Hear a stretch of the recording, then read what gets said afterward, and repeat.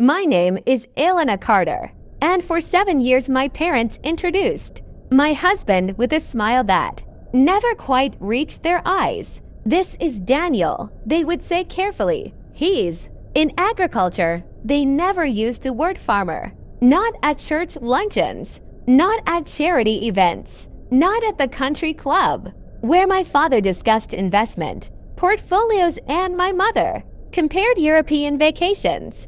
Daniel would just nod politely, shake hands, and let the silence do what it always did: underestimate him. The first time they met him was at our engagement dinner. My father reserved a private room at the most expensive steakhouse in the city. White linen tablecloths, crystal glasses, a wine list thicker than most novels. Daniel arrived in a clean button-down shirt, dark jeans, and polished boots. He looked confident, not flashy. My mother leaned toward me and whispered he couldn't borrow a suit. Daniel heard her. He pretended not to. Dinner unfolded like a quiet interrogation. My father asked about crop yields with a faint smirk. My uncle asked if farming was seasonal, work, or a stepping stone to something stable. My mother wondered aloud whether rural life ever became intellectually limiting. Daniel answered each question calmly. He explained soil regeneration, commodity hedging, rotational grazing, and direct-to-consumer distribution models. He spoke about land equity and long-term appreciation like someone who understood numbers deeply. They nodded the way people nod when they assume complexity must be accidental. What they didn't know was simple. Daniel wasn't just a farmer. He owned 2,300 acres across 3 counties. Paid in full, no loans, no silent partners. He operated a vertically integrated agricultural business: cattle, specialty grains, and a renewable energy lease on the western ridge that generated steady annual income. His books were clean. His margins were strong. His land value had tripled in a decade. But Daniel doesn't announce success. He builds it quietly. On the drive home that night, I apologized for my family's behavior. They can be difficult, I said.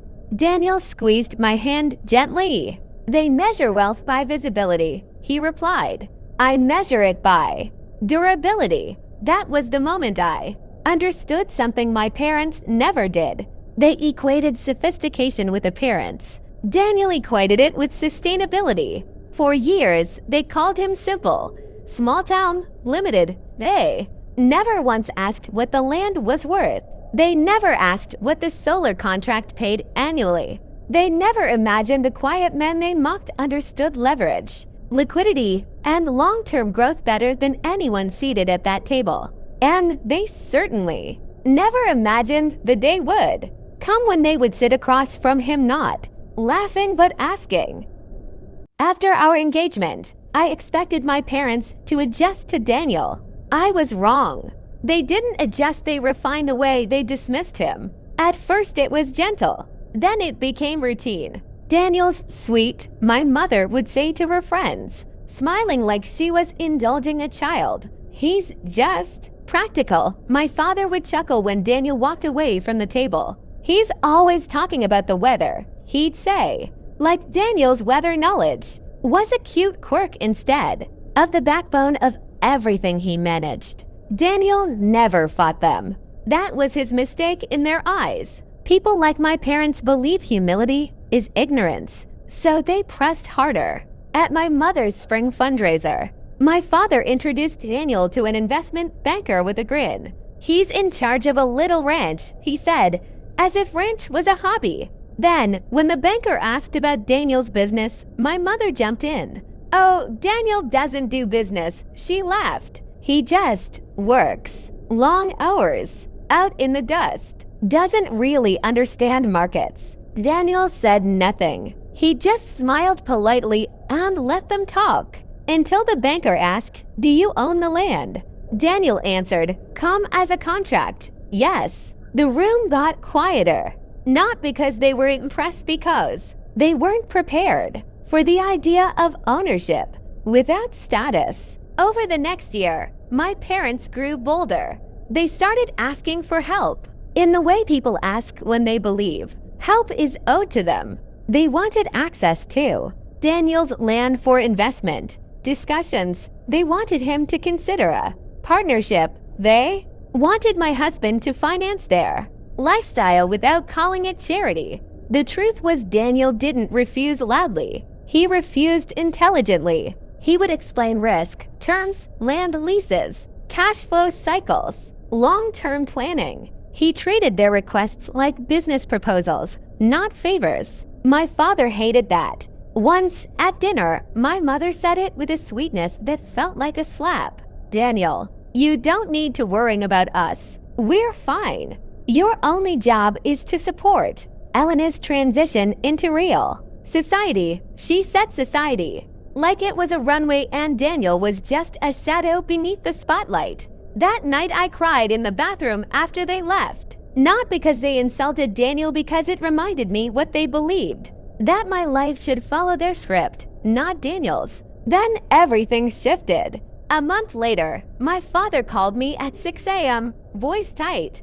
Elena, I need you to come to the house, now. He didn't sound worried about health. He sounded worried about numbers. Their main investment account was being frozen pending a claim, taxes, paperwork, compliance, messy contradictions they'd ignored for years. A lender was demanding immediate liquidity. They needed a large amount within a week or they'd lose the property they bragged about owning outright. My parents had always said Daniel was beneath them. But in the same week, my father was saying, maybe Daniel, maybe he can just lend us a bridge. He has assets. Everyone has assets. I drove straight to Daniel's office that morning. He listened without interrupting, then asked one question. How much? When I told him, he didn't argue about pride. He calculated the offer, the repayment schedule, and the collateral options because that's what he did. After a long pause, he said quietly, they mocked you for years. Now they want my kindness. I'm not your enemy, but I won't let them pretend respect is optional. Later that night, I watched the news about my parents' frozen accounts. And then I watched my phone light up with calls I didn't want to answer. My father and my mother, begging, not with words yet just with timing, urgency, and the sudden absence of their confidence. They didn't know this was the only leverage Daniel had ever offered me. And they didn't know the price of leverage always comes due. By the time we pulled into my parents' circular driveway, the house didn't look different. Same white columns, same imported stone fountain, same luxury SUV parked like a status symbol in motionless form. But power feels different when it's slipping. My father opened the door before we knocked. He wasn't wearing a suit, just a wrinkled button-down and the expression of a man who hadn't slept. Elena, he said first. Then, after half a second's hesitation, Daniel. No jokes, no smirk. Inside, the air felt tight. My mother stood near the kitchen island, arms folded not defensively, but protectively. Of herself, of the image. My father didn't waste time. There's been a temporary issue, he began. Regulatory review. Liquidity freeze. It's exaggerated. Political, honestly. Daniel nodded once. How much? Straight to the center, no drama. My father named the number. $7 million. Even I felt the weight of it in the room. My mother jumped in quickly. It's short term. 30 days, maybe 60. We just need flexibility. Flexibility. The same word they once used to describe Daniel's career. Daniel didn't react. He didn't widen his eyes or shift his posture. He just asked, what's the collateral? Silence. My father blinked. Collateral. Yes, Daniel said calmly. What secures the bridge? My mother looked offended. We're family. Daniel met her eyes evenly. Family doesn't replace paperwork. For years they treated him like he barely understood contracts. Now he was the only person in the room speaking the language of survival. My father tried again. This is temporary. Once the account clears. Daniel interrupted gently. If it clears. That word landed harder than any insult they'd ever thrown at him. My mother stepped closer to me. Elena, talk to him. I didn't. Because for the first time in my life, I wasn't trying to translate Daniel into something acceptable for them. Daniel folded his hands on the table. I can structure a short-term secured bridge, he said. $7 million at standard commercial interest, collateralized by the lake property and minority equity in Weston Capital. My father's jaw tightened. You want equity? I want protection, Daniel replied. Same thing I've wanted since you first met me. The room went quiet. For years they had measured Daniel by appearances. Boots, soil, calloused hands. Now they were measuring him by leverage. My father exhaled slowly. You'd really charge us interest. Daniel's voice stayed level. You've been charging me disrespect for 7 years. That was the first time my mother's eyes flickered with something close to understanding. This wasn't revenge. It was terms. And for the first time since our engagement dinner, my parents weren't the ones setting them. They didn't answer immediately. For the first time in my life, my parents were sitting across from someone they couldn't intimidate, charm, or outmaneuver with social status. The silence stretched long enough to feel unfamiliar. My father finally spoke. $7 million is excessive for collateral against a short-term bridge. Daniel didn't blink. So is risk. That word again. Risk. It was ironic. My father had built his career advising clients on calculated risk, yet he had ignored the kind that grows quietly in paperwork and overconfidence, leveraged investments, aggressive tax shelters, short-term gains stacked on long-term assumptions. Daniel, on the other hand, understood risk like weather. You respect it. You prepare for it. You never pretend you can control it. My mother sat down slowly. We would never take advantage of you, she said, her voice softer now. Not apologetic, strategic. Daniel's expression didn't change. You already did. Just not financially. The words weren't sharp. They were factual. That was what unsettled them. My father rubbed his temples. We don't have time for emotional accounting. Daniel leaned back slightly. Neither do I, which is why this is simple. I provide liquidity. You provide security. 30-day maturity. Standard commercial rate. If repaid on time, equity reverts. If not, we renegotiate under my discretion. There it was. Control. Not loud. Not dramatic. Just clear. My mother looked at me again, searching for resistance. I gave her none. I wasn't choosing sides, I was choosing reality. You take the lake property? She asked quietly. Daniel nodded once. It's unencumbered. Clean title. That lake house had been my mother's pride. Waterfront, glass walls, Instagram sunsets. The backdrop of every post about gratitude and abundance. Now it was collateral. My father stared at Daniel for a long moment, measuring him differently this time. Not as a farmer, not as a son-in-law, but as a lender. Draw up the papers, he said finally. The shift was almost invisible, but it was permanent. Daniel stood, smoothing his shirt cuffs. My attorney will send the term sheet within the hour.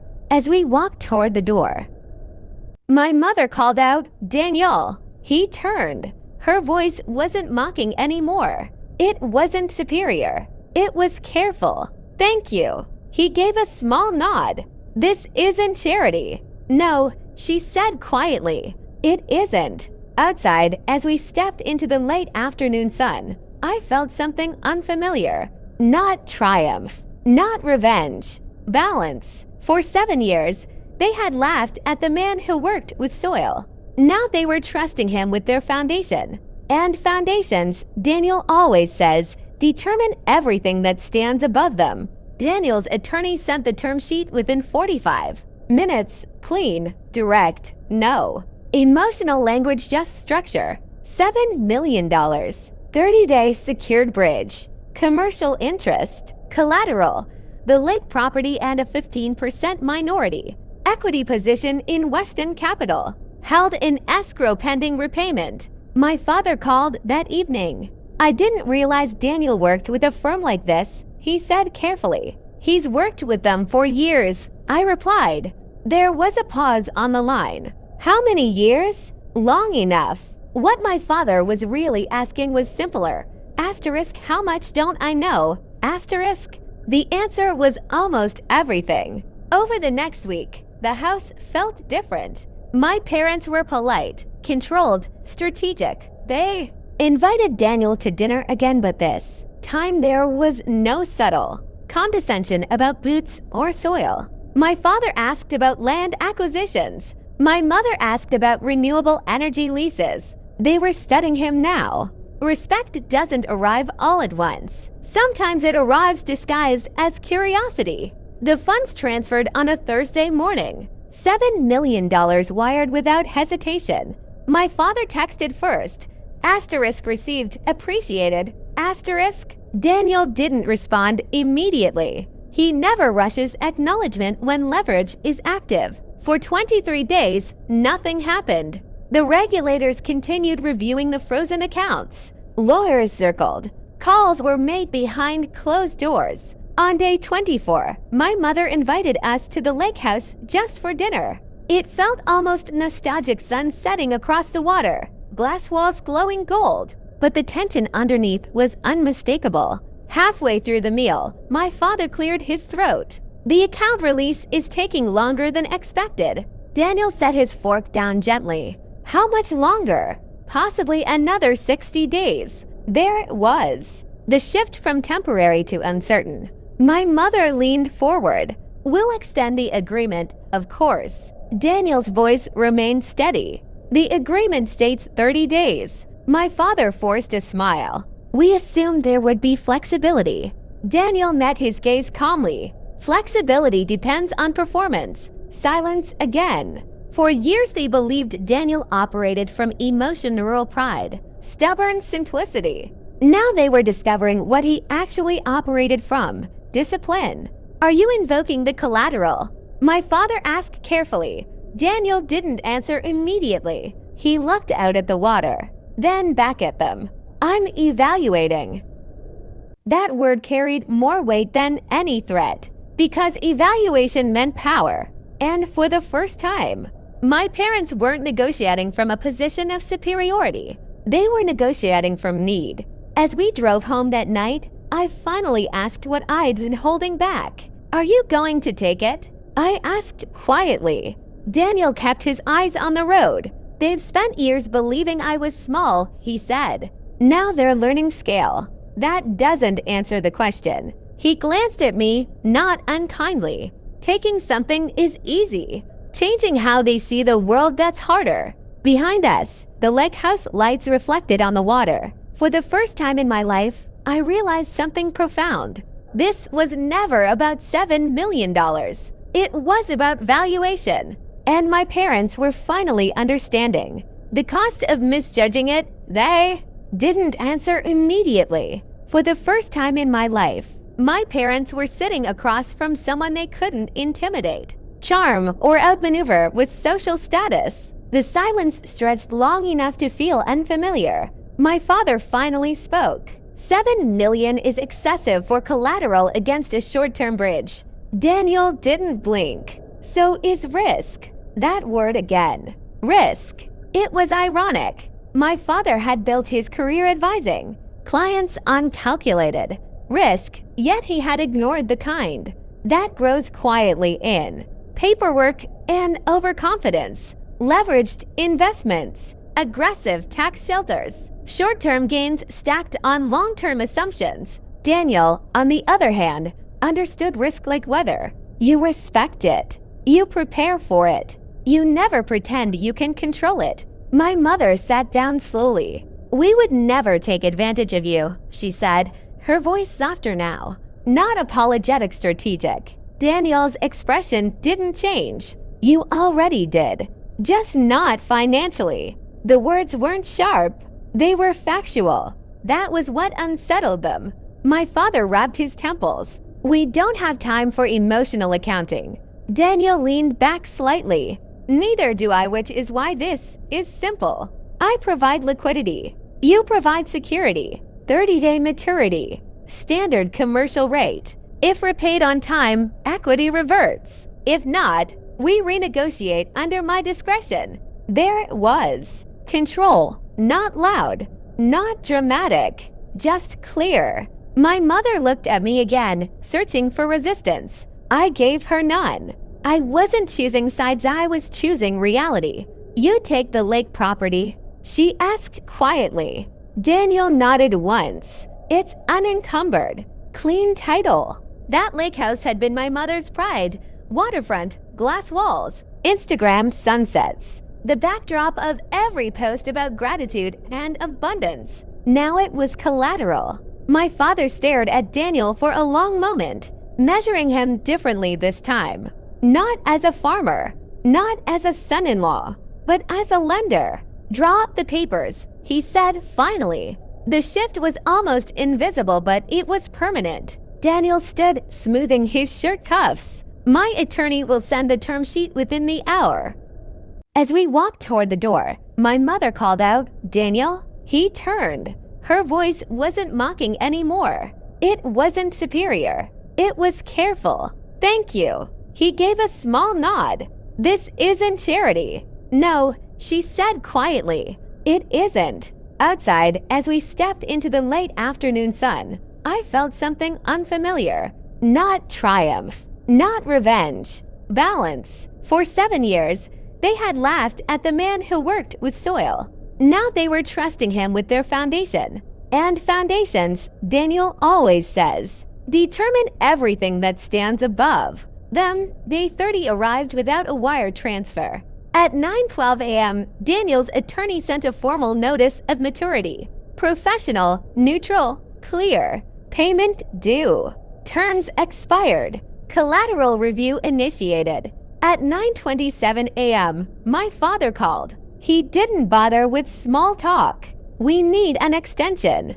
Daniel put the call on speaker, not for drama but for transparency. On what basis? He asked calmly. The funds are coming, my father insisted. The release is procedural.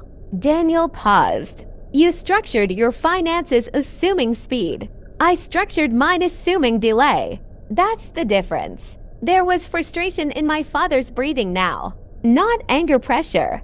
Keith, Daniel said evenly, I warn you about risk. I didn't expect it to turn into this. Daniel's voice didn't soften. I did. Silence. Then my mother's voice came onto the line. Please. It wasn't theatrical. It wasn't proud. It was real. Daniel closed his eyes for a moment, thinking not emotionally, but strategically. I'm willing to extend, he said finally. 45 days. Interest adjusts. Equity converts to 10% immediately as consideration for risk extension. You're taking equity now. My father asked sharply. I'm pricing uncertainty.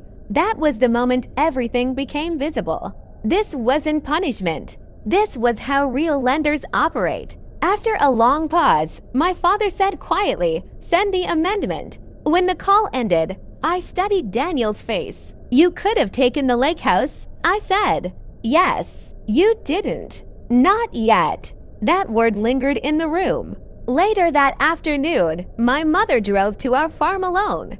No driver, no designer sunglasses, just her. She stepped out of her car and looked around at the land-rolling fields. Solar panels catching light on the ridge. Cattle moving slowly beyond the fence. I've never been here, she admitted. I know, I said. Daniel joined us a moment later, boots dusty from walking the perimeter. For once, my mother didn't comment on them. She looked at the land instead. How much is all of this worth? She asked quietly. Daniel didn't give her a number. It's worth what it produces, he replied. She nodded slowly, absorbing that. My husband built visibility, she said. You built stability. Daniel didn't answer, because validation doesn't need applause. As my mother drove away, I realized something subtle but irreversible had happened. For years, my parents believed money meant power. Now they were learning that power comes from structure, and Daniel had structured everything, including them. 40-5 days passed faster than anyone expected. Markets shifted. Regulatory reviews dragged on.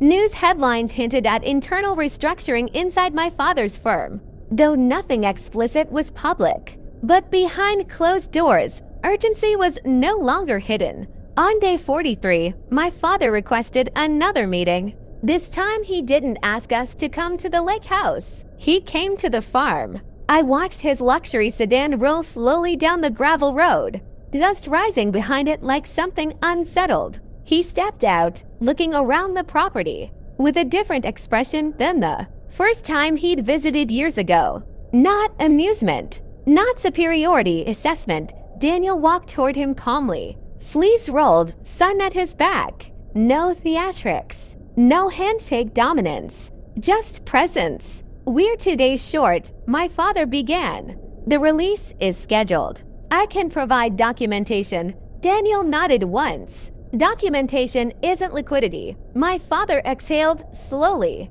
If we lose controlling equity, it will destabilize the firm. Daniel's voice stayed level. If I lose capital, it destabilizes my operation. We both price risk. There was no anger in the exchange, just arithmetic. My father looked out across the fields. Solar panels reflected light along the western ridge. I underestimated you, he said quietly. It wasn't dramatic. It wasn't even apologetic. It was factual. Daniel didn't respond immediately. He rarely fills silence unless it serves purpose. You didn't underestimate me, Daniel replied at last. You misunderstood what value looks like. That landed differently. Because it wasn't about ego. It was about philosophy. My father turned toward me. Elena, did you know how much he'd built? Yes, I said. You just never asked. The final wire arrived the next morning at 8:14 a.m. Full principal. Adjusted interest. 10% equity permanently converted under the extension clause. My father had chosen repayment over dilution. Smart move, expensive lesson. That evening, my mother called. Her voice was steadier than it had been in weeks. We've closed the bridge. I wanted to thank Daniel properly. I handed him the phone. You fulfilled the agreement, he said calmly. That's all that was required. She hesitated before speaking again. I misjudged you. Daniel didn't rush to soften it. Most people judge what they can see. There was a pause. You built something extraordinary, she admitted. Daniel answered in the same tone he uses when discussing weather forecasts. I built something sustainable. When the call ended, I looked at him carefully. Do you feel vindicated? I asked. He shook his head. Vindication is emotional. This was structural. And in that moment, I understood the final shift. My parents no longer saw Daniel as the farmer they once mocked. They saw him as the man who could have taken everything and chose terms instead. 6 months after the bridge was repaid, something unexpected happened. My father asked Daniel for advice. Not money, not leverage, advice. We were sitting at their dining table, same polished wood, same chandelier, but the atmosphere had changed. There was no performance left in the room. We're restructuring Weston Capital, my father said carefully. Lower exposure, more asset-backed positions. I wanted your perspective on land allocation 10 years ago. That sentence would have been impossible. Daniel didn't smile or look surprised. He simply asked for the projections. They spoke for nearly an hour. Cap rates, long-term yield, commodity hedges versus speculative tech funds. My father listened more than he talked. That alone told me everything. Afterward, my mother walked me into the kitchen. He doesn't need to prove anything, does he? She asked quietly. I shook my head. He never did. She nodded slowly, absorbing something she should have understood years ago. We thought ambition had to look loud, she admitted. We were wrong. Outside, Daniel stood near the back patio, hands in his pockets, looking across the manicured lawn. My father joined him. I watched from the window as they spoke not as adversaries, not as rivals, but as two men who finally understood each other's language. Respect had replaced hierarchy, and it hadn't been bought cheaply. On the drive home, I asked Daniel something I'd been thinking about for weeks. Did you ever resent them? He considered the question longer than usual. Resentment is expensive, he said. It ties up capital you could use elsewhere. I smiled. Only he would phrase emotion like an investment strategy. What did you feel then? I asked. Clarity, he replied. People reveal how they value things by how they treat them. I just waited for the market to correct. That line stayed with me. Waited for the market to correct. Because that's exactly what happened. My parents didn't change overnight. They didn't transform into humble philosophers, but they recalibrated. They stopped measuring people by presentation. They started asking deeper questions. And most importantly, they stopped underestimating what they couldn't immediately categorize. Daniel never demanded an apology. He never replayed the old insults. He didn't need to. The shift in posture, tone, and language was apology enough. And the truth is, the bridge loan wasn't the real transaction. The real transaction was perspective. My parents had believed success was inherited through image. Daniel proved it was earned through endurance. And once they saw that clearly, they stopped laughing.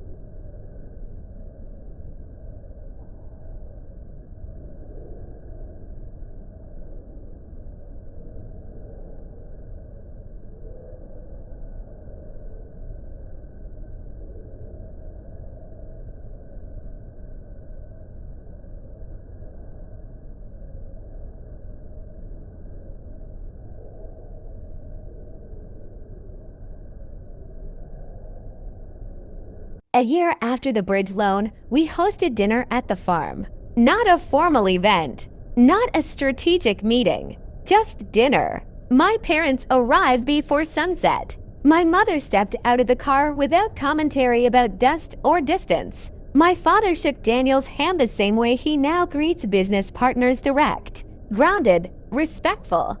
We ate outside overlooking the western ridge where the solar panels catch the last light of day. Cattle moved slowly in the distance. The air smelled like cut grass and earth cooling after heat. Halfway through the meal, my father said something I never expected to hear. I used to think scale meant expansion, he said. Now I think it means resilience. Daniel didn't respond immediately. He let the statement sit, like he does with everything important. Expansion without structure collapses, he said finally. Resilience compounds. My mother smiled faintly. You always talk like that? She asked him. Only when it matters, he replied. There was no sarcasm in her expression this time, only acknowledgement. After dinner, my parents walked the edge of the property with us. My father asked about soil rotation cycles. My mother asked about the renewable contracts and how long they were locked in. These weren't surface-level questions anymore. They were learning how stability is built. As the sky darkened, we stood quietly for a moment. My father cleared his throat. I misjudged you, he said to Daniel directly this time. Not vague, not implied, direct. Daniel looked at him steadily. You misjudged what matters, he corrected gently. That difference was everything. On the drive home later, I thought about the first engagement dinner, the whispered suit comment. The smirks about farming, the assumption that ambition only wears polished shoes. They had mocked dirt because they thought it meant small. They never understood that dirt is where foundations begin. They thought wealth was performance. Daniel knew wealth was positioning. They believed influence came from visibility. He understood it came from leverage. And when the numbers tightened and pressure exposed weaknesses, the quiet man in work boots became the most stable figure in the room. Not because he demanded power, because he structured it. Today, my parents don't introduce him as in agriculture. They say, "This is Daniel. He runs a diversified land and energy operation. The tone is different now." Not inflated, accurate. They stopped laughing years too late, but they learned. And here's what I've realized. Being underestimated is a temporary condition. Being prepared is permanent. My parents mocked my farmer husband for years. Then they needed him. Not for charity, not for rescue, for structure. And the strongest position in any room isn't the loudest voice. It's the one holding the terms. 2 years later, the story people remember isn't the bridge loan. It isn't the $7 million. It isn't even the equity clause. What people remember is the shift.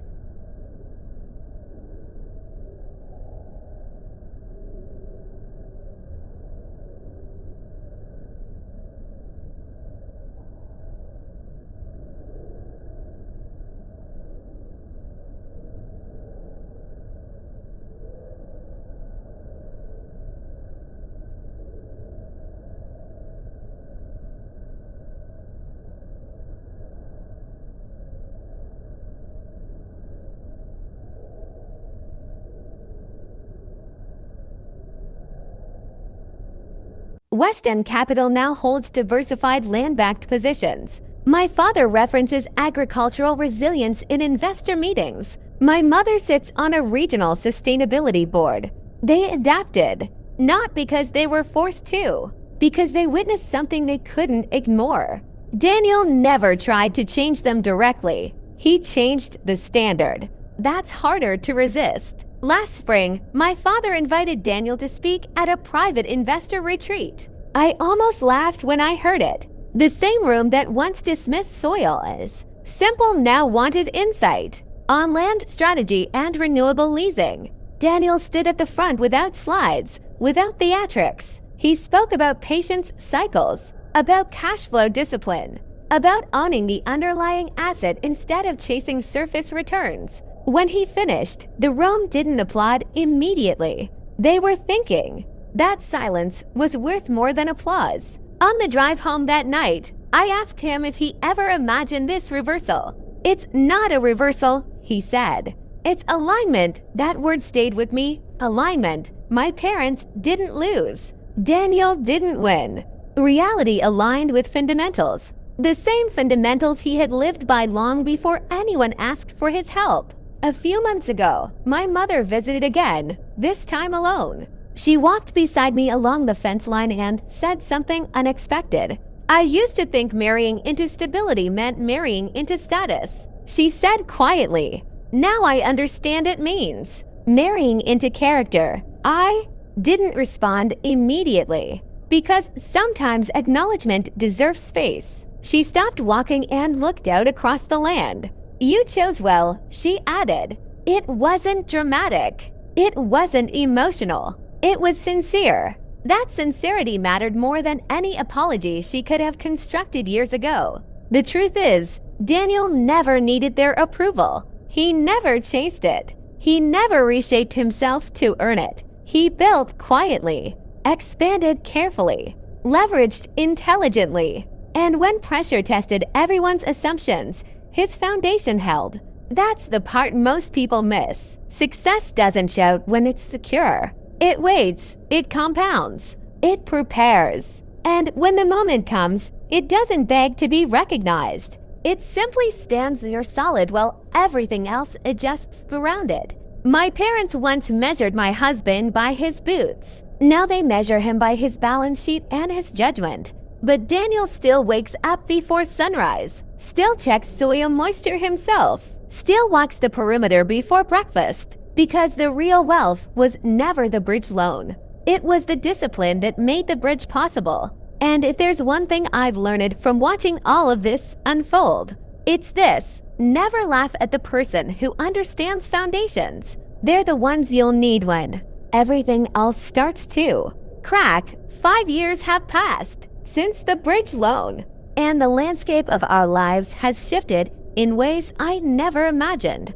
Today, the Weston name is still associated with wealth.